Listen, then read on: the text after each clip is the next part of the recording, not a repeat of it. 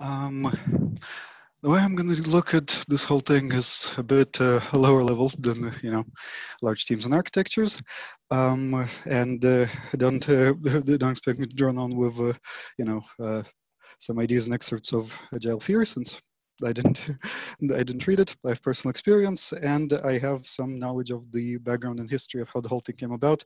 There wasn't really as much magic in the whole idea as we want to believe, but and while the topic is hotly debated of what constitutes technical excellence, it really wasn't intended for such a purpose. Like the agile founders had a very specific idea of what they were trying to say with it. So, but that'll be explored here now. Of course, before we begin, standard disclaimers apply. All opinions stated are my own. Any and all similarities to people employed previously or currently by the bank are purely coincidental. No animals were harmed in the making of this presentation. And with that, let's move on. If I'm allowed to click through it. Yes, this is a visual representation of how I suppose you can talk about this principle. You bring it in focus, but on the background of the other principles around it.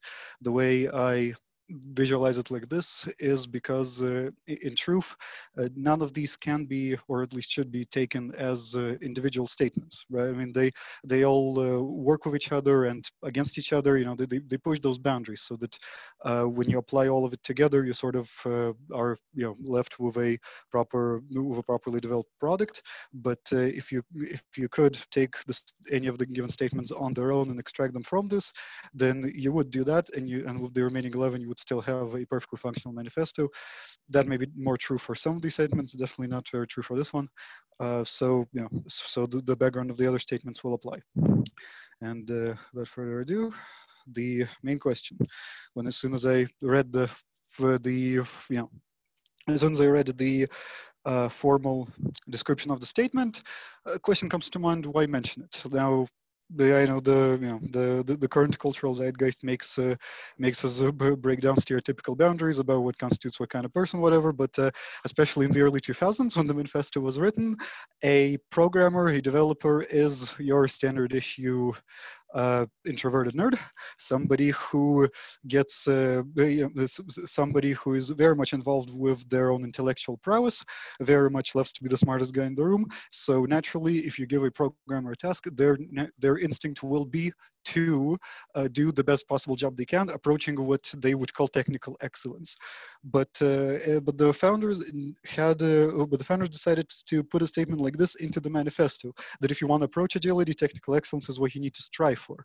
This lets us believe that they actually meant something very specific when they put the thing together, and you'll soon be able to see, based on where the manifesto came from, exactly what that sort of thing was. Start with who these guys were. The 17 people at Snowbird who made the manifesto. They were not random industry veterans. They were not seniors from enterprise companies or anything like that. They weren't university professors. They were consultants. All of them, and many more who didn't come to the Snowbird thing, they were consultants. Companies called them up on their phone when they were developing their in-house systems and had problems with developing those systems and delivering on time and on schedule to the clients with needed quality. And these people came in and they tried to fix those systems for those companies. So one of the patterns they noticed is the problem of slow delivery, the thing that sort of classically describes why waterfall methodologies should be replaced by more agile methodologies, that the needs change over time. The not knowing everything during the specific phases means a lot of decisions are made last minute. All in all, ends up with an unsatisfied customer. It's sort of makes sense, nice and simple. But the other thing also commonly noticed is that you have similar problems when delivery is fast. 2000s isn't exactly the stone age of programming. It was possible in many contexts to do very fast deliveries for the customers. And what you end up in that case is, one, no testing, you cut that part because it's like half the time of writing the code. Two, you never really develop a proper model of domain metaphors in the code itself, because you try to hack together features as quick as possible so that you could deliver them to the customer as quickly as possible. Now, the difference here with the fast delivery system, while it's still leaves you with unsatisfied customers, that comes a bit later. The problem here is that the complaints will not start coming from the customer. They will first start coming from your programmers, from the people who have to maintain, unnecessarily poorly botched together code. And naturally, even in the before time, programmers are a bunch of overpaid divas who like the shiniest toys. So their concerns might not initially be taken seriously, which, I mean, well, you can take them seriously, but the only thing that results that is lower profits, right? Because what they're going to say is, oh, we need entire sprints, we need entire iteration, like we need a large amount of time to refactor the code to change things up, and which means no delivery. But so in a general sense, that would be deferred, pushed back as long as possible. But as code becomes unmaintainable, the pace becomes unmaintainable, and then eventually the customer starts to bitch that they no longer get changes at the same quick pace you initially promised, at the same sort of quick thing that they had back when the project first began. So these guys, they come together, they meet up in cafes and bars and whatever, and they commiserate about this sort of thing. Eventually, Robert Martin crew facilitates a meeting in Snowbird, and for the first, probably for the first time in the recorded history, a workshop for 2 days of 17 people actually produced a viable result. And wouldn't you know it, the Agile Manifesto is born. It can neatly be divided into these 12 principles. So based on what we've seen in the backstory of the sort of problems they noticed, even though they were also teaching language methodologies, we'll mention that later, based on these sorts of things, what would they mean by technical excellence and good design? Now, even before the ideas of lightweight methodologies, even before Agile, this was described many times in many different classical programming texts, that the way the code is written should represent the sort of problem it's trying to solve. That's sort of the whole point. And in a very real sense, this is part of what is meant by technical excellence. That that when you read the code, it should basically read like the business requirements. It can eventually go to very low levels. You can talk about shifting bits and storing values in databases, all that, somewhere in lower levels of the code. But on a high level, in most of the components, you should be able to read it just as the spec that it's supposed to be implementing. But and that is important if things change, and things constantly change, which leads us to the main thing. If you can take away anything from all this drivel, is that technical excellence described code that is easy to change. That is sort of the whole point. Since Agile describes things that constantly keep changing, that is the yardstick by which the initial 17 were measuring technical excellence. It should be easy to change the sort of code that you write, because the cut-off part of this quote says, if we wanted behavior that's hard to change in our machines, that would be hardware. Although ironically, these days adding hardware is easier than rewriting software, but that's sort of beside the point. Of course, saying that it's easy to change is maybe closer to something more specific than technical excellence, but also a bit abstract. What exactly do they mean? They mean something described by XP practices. You see these inner rings of XP practices right here. The outer ones are supposed to be about teams. The lower ones are supposed to be on the individual programmer level. The easy to change part is the inner ring right there. This is not a coincidence. The truth of the matter is that out of the people at Snowbird creating the manifesto, about half of them were already either practitioners or teachers of XP. Among the other lightweight methodologies, there were also representatives of Crystal, there were representatives of some other methodologies at the time. The whole idea of the manifesto was to sort of compose all of it into a single system that can be where the individual methods can be imagined as implementations of it. So because there were so many XP voices when the whole thing was charted up, a lot of these core XP practices were taken as into the founding principles. The ideas of having multiple programmers look at pieces of code, the ideas that everything needs to be covered by tests and the look from tests, the idea things need to change, and they change from their simple designs. Now, I'll give you 2 examples from my own experiences. One of them seeing this principle in action with a, sort of in a positive light, another in a more negative one, to sort of have, something tangible of what I'm talking about. Sadly, this is a bit more technical, but we'll keep it light. So, well, on a positive side, we can talk about a product ordering system, something I work with in Danske Bank. There are many different business aspects to it, but let's say there is a, let's say it's an e-shop where you order a bunch of things, and there is and there are specific functionalities that happen when an order that was accomplished used something internally called a multi-order flow. So that is what thing is being called right here. On a high level, you can read this, you understand this sort of intuitively, as long as you speak the entire language, or at least you can sort of tell the words apart if you space them out. The code is blocked out to protect the innocent, but in general, this could be decomposed even further, but it sort of represents the high-level requirements. If suddenly business decided that that a multi-order flow is something that contains more than a single signing case, for example, you need to change something right here, and bam, the whole thing is ready to go. This is easy enough to look through and easy enough to change. But of course, when you change it, maybe something else in the system is affected, and that is why the other part of this comes into play. This is a system that's been in development for several years, and thankfully it has relatively high code coverage and hundreds of tests. Don't mind that they're called unit tests. That's just a SonarQube thing. It calls all tests unit tests. So the system has a suite of hundreds of tests large that run and check many kinds of logic and and valid or invalid conditions. Not going to say it's perfect. There are vulnerabilities. There's a few days worth of debt. There's the smells, hotspots, whatever. But you have to admire the sheer terseness of the entire thing.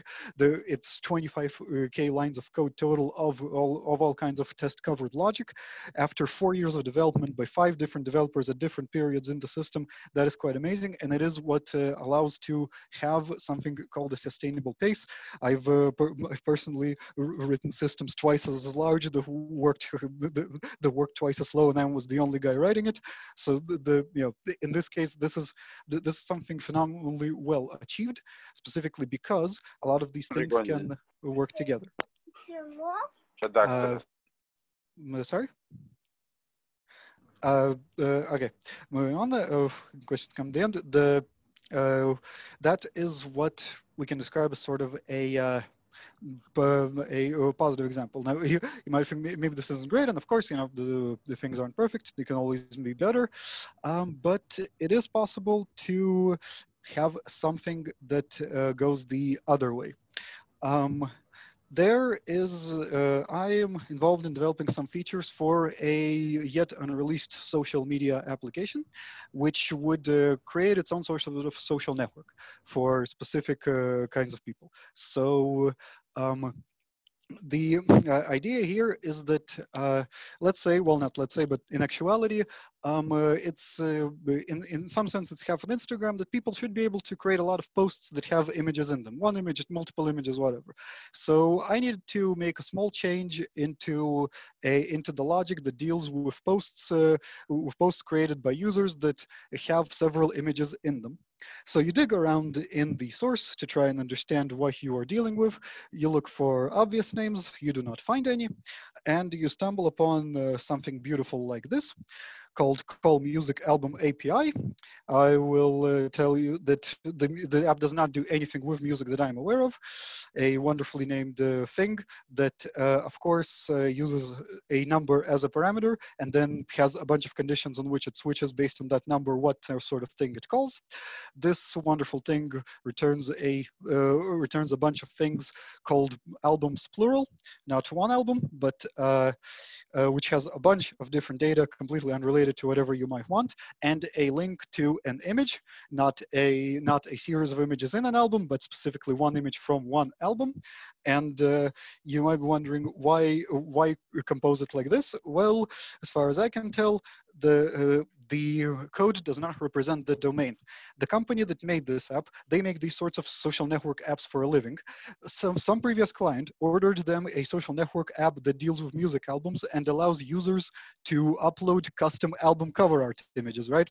So what these people did is they simply took the code wholesale and reapplied it in this context, so that when you try and post a post that has several images in it, what it does is it creates a series of custom album covers for non-existent music albums and pretends that's basically the same thing. In some sense, it's quite ingenious MacGyvering, but in another, it is horribly unmaintainable. Moving on to the testing bit. Brittle internals is something a bit harder to explain in a non-technical context, but I'll do my best in a very simple sense. There's a graphic and everything. Imagine that a single component is a timeline of different events. This being the data right here. It's a red square. It's the shape of a specific color. Later in the timeline, maybe the color changes, maybe the shape changes, whatever. And we know that the whole thing works correctly if at this point in the timeline it is this kind of shape with this kind of color. Perhaps why not? So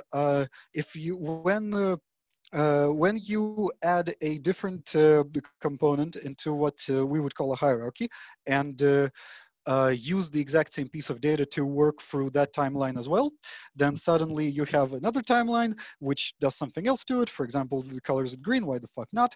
And in general, by the time it reaches this piece in the timeline, who knows what's gonna happen with the damn thing. You need to be a lot more careful with what sort of data you will have at this point in the timeline. So this is something that is kind of hard to manage when you have two independent timelines going like this, using the same piece of data. In this case, we're talking about the post feed of that app. The app has 5. And those among you who use Java will also appreciate base class names like that have helper in the end, which is a very strange choice and makes debugging even harder than it has to be. Naturally, this sort of code base is not where I would expect to find any tests, and I do not. But so moving on from these anecdotals to something approaching a point. What I was trying to say here is that the agile guys noticed that fast chaotic delivery is just as unsustainable and bad for the customer as slow delivery. The whole idea of the agile practices is to maintain a consistent delivery pace instead of something really fast or really slow. What matters is that 2 years into the system development, you can make features you can deliver features as soon as you deliver it in the first 2 weeks of development. When they talked about technical excellence, they implement code that would be easy to change according to changes that come from the business, and the code that is easy to change was described as code that is properly tested. Martin Fowler and the rest of the people who wrote the wonderful Working with Legacy Code textbook actually defined a legacy system, not in terms of chronology, but in terms of something like this. They stated that a legacy system is a system with code not covered by tests. It doesn't matter if it's 20 days or 20 years old. If you don't have tests that sort of describe how that system is supposed to behave, you can consider a legacy system because you're going to have problems trying to work out what exactly it does unless you dig through the code and read it. So that's about it. Any questions? Aš vieną turiu iš savęs, man labai įdomu buvo.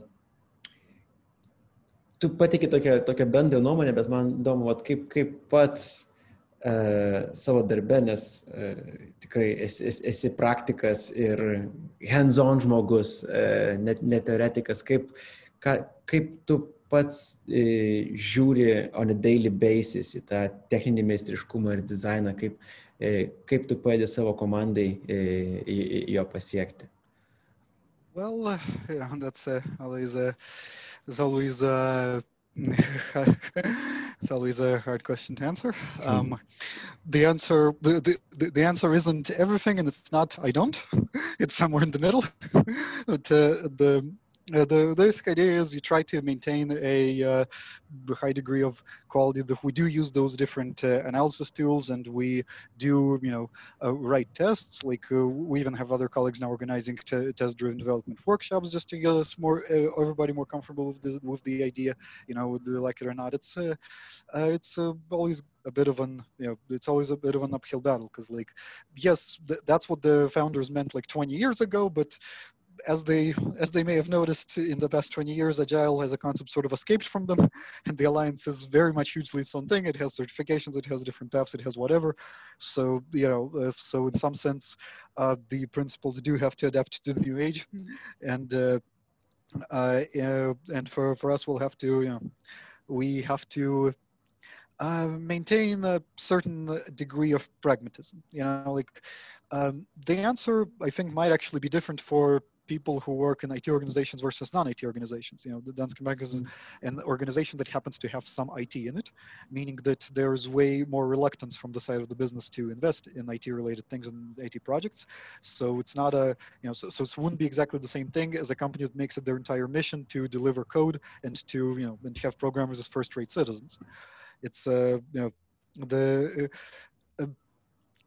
excellence in that sense becomes a bit of a loaded term. Excellence implies something very much climactic in its essence, but we don't strive for excellence. We strive for good enough.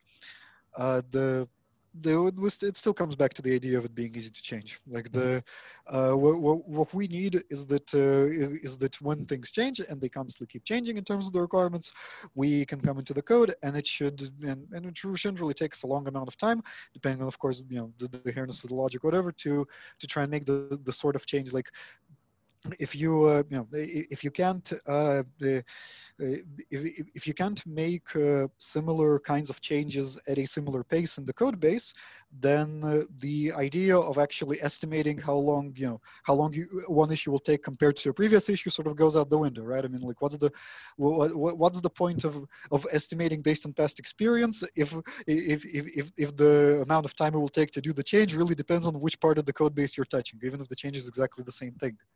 So it's so in some sense it's just in some sense it's trying to remain pragmatic, but trying to maintain that it's easy to change.